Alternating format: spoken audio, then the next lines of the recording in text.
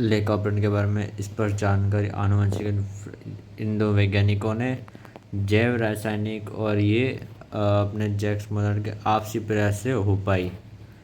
तो अब जो है कि अब अपन ने एक लाइन जो पढ़ी है, ये इस लाइन को तुम देखो कि इसे कितने तरीके से पूछा जा सकता है। नॉर्मली जो क्वेश्चन जो होते हैं वो तो बायो में 4 टाइप के क्वेश्चन होते हैं। सबसे पहला होता है कोई शब्द पूछ लिया, जैसे पूछ लिया कि लेक ऑपेरॉन जो है वो किस वैज्ञानिक ने दिया या फिर किन किन वैज्ञानिकों ने दिया, तो नीचे नाम लिख के दे देगा और फिर तुम्हें एक टिक करना है। दूसरे टाइप का क्वेश्चन है कि लेक ऑपेरॉन इन वैज्ञानिकों ने नहीं दिया या फिर दिया, तो यह सही है या नहीं है, इस टाइप का क्वेश्चन बन जाएगा। या फिर इसके अलावा मैच द फॉलोइंग में तुम्हें ये क्वेश्चन मिल जाएगा, जो कि एक बोनस क्वेश्चन हो जाता है। तो ये चीज़ें जो हैं वो तुमको खुद को पूछनी है, मन में खुद से पूछनी है, खुद को खुद से पूछनी है ये लाइनें। मतलब एग्ज़ाम में ये लाइन किस किस क्वेश्चन के फॉर्म में आ सकती है, वो क्वेश्चन तुम्हें जो मैंने 4 पैटर्न बताए उस तरीके से तुम्हें खुद को पूछना है, सबसे पहला पॉइंट। और दूसरा पॉइंट, तो यहाँ पर ऐसे वैज्ञानिकों के जो होते हैं जीवन परिचय दे होते हैं, जैसे ये MS स्वामीनाथन का दे रखा है। तो यहाँ पे तुमको यहाँ पे ये कहाँ पैदा हुए, इन्होंने पढ़ाई कहाँ की, ये कहाँ किया, वो सब याद रखने की ज़रूरत नहीं है। तुम्हें याद रखना है इनका जो कार्य है, जो उन्होंने काम किया, क्या काम किया, कहाँ काम किया, वो सब तुम्हें याद रखना बहुत ज़रूरी है। जैसे तुम्हें पता ही नहीं रहेगा कि कभी कभी यहीं से भी लाइन उठा के दे दी जाती है, सही है या नहीं है इसमें, पर तुम्हें इसमें भी स्मार्ट स्टडी करनी है। सिर्फ वही चीज़ें याद करनी है जो इसमें दे रखी हो कि इन्होंने क्या किया हरित क्रांति में। तो यानी कि उनका जो मेन वर्क है, वैज्ञानिकों का सिर्फ वर्क पूछा जाता है, ना कि उनकी जीवन टिप्पणी पूछी जाती है। तो जीवन टिप्पणी को बिल्कुल ही नहीं पढ़ना है, तुम्हें ये बात बिल्कुल ध्यान रखनी है कि फुल फॉर्म्स जो आती हैं, जो तुम्हें यहाँ पे ये फुल फॉर्म दिख रही है, तो ऐसी की ऐसी फुल फॉर्म तुम्हें पूछ लेगा कि तुम्हारे लिए कि ये शब्द दे देगा कि ऐसे बोल देगा कि IRI की फुल फॉर्म है, और फिर तुम्हें 4 ऑप्शन दे देगा। तो इसमें मेन क्वेश्चन इससे ही बनते हैं कि इनका काम क्या है, और जो इनसे कोई अवार्ड मिले हैं तो वो नहीं पूछे जाते, सिर्फ यही पूछा जाता है कि इनका काम क्या है, इन्होंने क्या किया। और जो फुल फॉर्म्स होती हैं इन वैज्ञानिक परिचय में, वो बहुत इम्पोर्टेंट है। ऐसे 2 टाइप के क्वेश्चन बनते हैं इस वाले पोर्शन से। और बहुत सारे लोगों का ये भी डाउट होता है कि भाई सारांश पढ़ना है कि नहीं पढ़ना। NCERT तो पूरी पढ़ ली, पर मैंने ये नहीं पढ़ा। भाई ये भी पढ़ना ही है, लाइन टू लाइन पढ़ना है, कोई भी लाइन नहीं छोड़नी है, क्योंकि तुम्हें पता ही नहीं रहेगा यार कि कभी कभी तो क्वेश्चन इन सारांश में से भी आ जाते हैं। मतलब तुम्हें लगभग चीज़ें मिल जाएंगी, एकदम एज इट इज़ लाइन मिले या ना मिले, पर तुम्हें समझ में आ जाएगा कि ये था, तो वो चीज़ें तुम्हें वहाँ पे डायरेक्ट मिलेगी। तो तुम्हें सारांश भी पढ़ना है।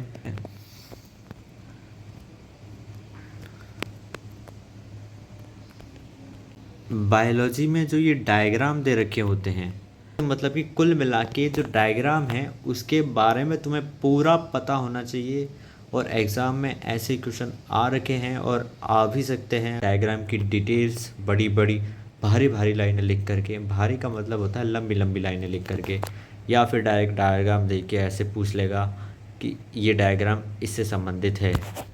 ठीक है। कई जनों का डाउट ये भी होगा कि जो तुम्हारा जेनेटिक्स है, जेनेटिक्स की भी NCERT पढ़नी है। तो हाँ पढ़नी है, इसमें कोई डाउट नहीं है कि तुम्हें जेनेटिक्स की NCERT भी पढ़नी है। तो क्यों पढ़नी है जेनेटिक्स की NCERT? क्योंकि NCERT में जो लिखा हुआ है, जो लाइनें लिख रखी हैं, ये लाइनें तुम्हें ऐसे पूछ लेगा ना कि कौन सा सही कथन है या नहीं है। तो उस टाइप के क्वेश्चन में तुम्हें इसकी लाइनें याद होनी चाहिए। उस समय तुम्हें ये ज़रूरी नहीं है कि तुम्हें सारे फार्मूले कंसेप्ट वगैरह सब कुछ आता है। तो तुम्हें ध्यान रखना है कि कैलकुलेटिव वाला जो पार्ट है बायो का छोटा सा, वो भी नहीं छोड़ना है, वो भी इम्पोर्टेंट होता है बहुत। डायग्राम के साथ साथ जो ये टेबल्स दे रखी होती है 11th और 12th दोनों की एनसीईआरटी में टेबल्स और डायग्राम को तो तुम्हें, डायग्राम का तो मैंने बता दिया है, टेबल्स को तो तुम्हें एज इट इज़ याद रखना पड़ेगा, तभी काम बनेगा भाई। और ये वाली टेबल तो मैक्सिमम बार आ चुकी है, डायरेक्ट पूछ लेता है कि इससे ये मतलब कि ऐसे कोई कोडॉन दे देगा और फिर पूछ लेगा कि इससे ये वाला अमीनो एसिड बनता है या नहीं बनता। इसी टाइप से तो मैं बायोमोलिक्यूल्स की भी बहुत सारी टेबल्स इंपॉर्टेंट हैं, जो जिस जिस चैप्टर में जो जो टेबल दे रखी हैं, जो लोग जो होते हैं जो किताब को है ना मतलब कि इस तरीके से पढ़ते हैं कि जैसे किसी अखबार को पढ़ रहे हों, ये लाइन ये लिखा है, ये लिखा है, वो लिखा है, ये लिखा है, वो लिखा है, मतलब कि इस तरीके से पढ़ना बिल्कुल ही गलत है। इस तरीके से पढ़ने से बस तुम टाइम वेस्ट करोगे, बिल्कुल कुछ भी हासिल नहीं होने वाला। फिर तुम सोचोगे कि तुम प्रैक्टिस क्वेश्चन कर लो, कोई बड़ी बड़ी बुकें कर लो और तुम बुक्स कर कर के बहुत अच्छे नंबर ला लोगे नीट में, तो ऐसा बिल्कुल भी नहीं है। बड़ी बड़ी बुक्स करने से नहीं, बल्कि PYQ ओनली और मैंने बताया उस तरीके से पढ़ने से, एनसीईआरटी को उस तरीके से पढ़ने से ही तुम बायो में 360 मार्क्स अचीव करोगे, इसकी गारंटी मैं 100% लेता हूँ। और सबसे पहली बात, मैंने जो तरीका बताया तुमको पढ़ने का, उस तरीके से तुम्हें पढ़ना तो है ही है। मैंने जो तुम्हें पढ़ने का तरीका बताया है उस तरीके से तुमको पढ़ना तो है ही, बट उसके साथ तुम्हारे को करना है मल्टीपल रिवीजन। मल्टीपल रिवीजन करोगे ना तो वो बहुत वर्थ इट चीज़ होती है कि जितने ज़्यादा रिवीजन होंगे तुम्हारे उतने ज़्यादा मार्क्स आएंगे। मतलब कैसे, मतलब जो मैंने तरीका बताया उससे भी तुम पढ़ सकते हो, बट कभी कभी क्या होता है कि तुम नीट से लाइन पढ़ोगे तो तुम्हारा जो ध्यान है वो इसमें नहीं रह पाएगा।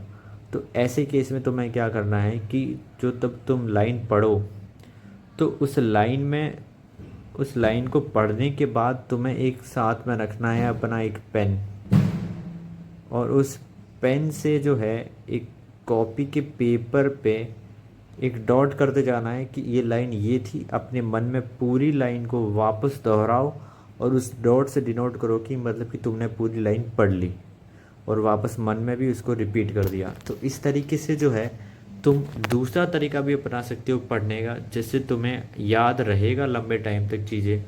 जब बहुत दिनों बाद किसी चैप्टर का रिवीजन करो, जैसे तुम्हारा चैप्टर कंप्लीट हो गया उसके बाद कुछ दिनों बाद जो है 7वें दिन 8वें दिन तुम इस चैप्टर का रिवीजन करो, तो उन लाइनों को अंडरलाइन करो जिसको तुम भूल गए, उन शब्दों को अंडरलाइन करो जिसको तुम भूल गए, जिससे तुम उनको रिवीजन के टाइम पढ़ पाओ।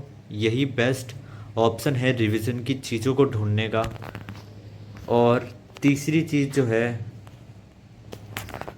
तुम्हें बायोलॉजी में किताब के साथ साथ एग्ज़ाम्पलार भी करनी पड़ेगी क्वेश्चन के लिए। ये बहुत इम्पोर्टेंट बात है, बहुत सारे लोगों को नहीं पता होती है, मैं बता देता हूँ। तो बेस्ट ऑफ लक। इसके बाद अगर तुम्हारे 360 में से 360 बायोलॉजी में नहीं आते हैं तो मेरे से आके मिल लेना। बाकी और कोई भी स्टडी से रिलेटेड तुम्हें कोई दिक्कत आए कि भैया ये नहीं हो रहा है, वो नहीं हो रहा है, तो तुम मेरे को मतलब मैसेज कर सकते हो डायरेक्टली, तो मैं तुम्हें तुम्हारी प्रॉब्लम का सॉल्यूशन बता दूंगा। या फिर कोई कॉमन प्रॉब्लम रही तो मैं उसका डिटेल वीडियो वापस यूट्यूब पे डाल दूंगा। तो बेस्ट ऑफ लक एंड